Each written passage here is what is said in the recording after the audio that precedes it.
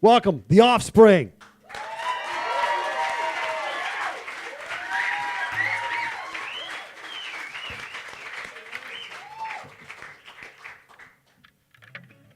Hi, everybody. Looks like a lot of people got off work after all. This is nice. Good turnout. We were afraid it was only going to be like 20 people. True story. I know, Sure, this is if everyone it's could get off big. work. This is good. Well, it feels good to be in Nashville again. It's been a while.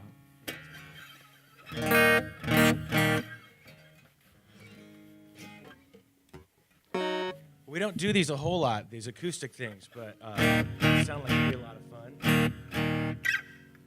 Right, Noodles? Absolutely. We're supposed to be warming up the crowd right now. That's right. Well, they told us we could only do 3 songs, but I think we might sneak one in on this, too. Yeah. Yeah. Let's get fired up. So, I'm going to start one right now. All right. It's a little different version of Kids Aren't All Right. Thank you guys for coming out today. Glad you could make it right before the big show here tonight. You guys have been here to Nashville, like you said, several times.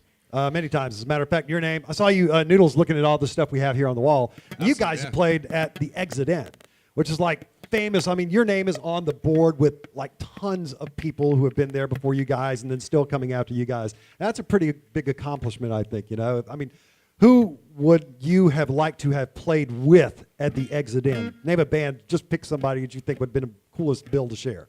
The Ramones. Right? Yeah.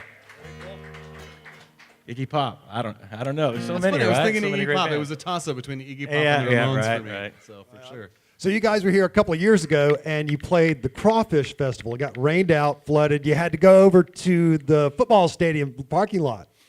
And so apparently Metro told you guys, look, you will not be cussing on this stage, and you will not use any vulgarity.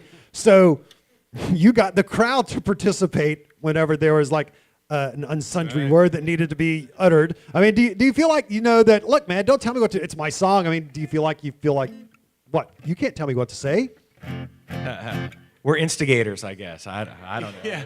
I mean, there's a happy medium. You don't cuss in front of your grandma because you know it's going to upset your grandma. But when you're sitting there around Right. talking with your friends or at a rock show or whatever, it's not a big deal. It's not out of the ordinary. So you guys have been doing this for 31 years, 10 albums, just played the new song, Coming For You. Is there going to be a new album coming out, or is that just a single just to say, hey, I'm just trying something new? Well, for sure there's going to be an album. I think if you're a rock band, it's important to make albums, even though a lot of people don't really do that too much anymore. They're making more singles and stuff. We just kind of wrote this one kind of fast. We were excited about it. We wanted to put it out and not wait another maybe year to finish an album. So we're working on it right now, but this is just a good chance to get a song out there and get out there and play some shows. Very cool. Y'all ready to hear another one? All right. All right. Y'all ready? Go. All right. So some contemporaries of you guys just got inducted into the Rock and Roll Hall of Fame. Green Day. Sorry. I should know that by now, right? Can I put this back in? How does that work? That's what she said. Sorry.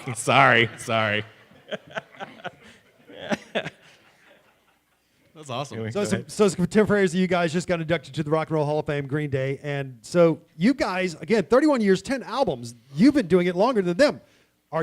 Does it really matter to you whether or not you've been inducted to the Rock and Roll Hall of Fame? There's a lot of politics involved. People get all like, well, Rush isn't even in there yet and stuff like that. But I feel you guys belong there, for everything that you've done in the past.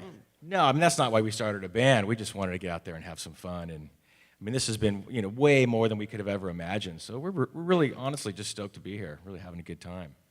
And when you say that you guys just started a band, like on your wiki page, it says that, you decided to start a band after there was a riot after a Social Distortion show back in like 84. Yeah, it's something like that. We were trying to get into a show we couldn't get into, and we had nothing to do, so we went and crashed in someone's backyard and Drank a bunch of beer. And said, let's start. A great idea. Let's be our own band. Right? The only problem is we didn't play instruments. No. We thought, why let that stop us? That's a little thing. Punk rock, man. You don't let a little technicality like that stop you from starting a band. And that leads to, like, again, there's maybe the riot wasn't really big thing over there going on after the Social D show or anything like that, but all the stuff that's going on these days right now, up in Baltimore, there was Ferguson and stuff like that. And punk rock, man, plays a huge part in the social fabric of getting a message out to people. Do you guys feel that, that there needs to be more music reflecting that these days? More protest songs, yes. I do think. Well, not like Kumbaya. Well, when we were in punk rock, I mean, it was dangerous. It was really dangerous, and there was a lot of riots and scary stuff. And, now that my kids are into punk rock, I'm kind of glad that it's not as dangerous.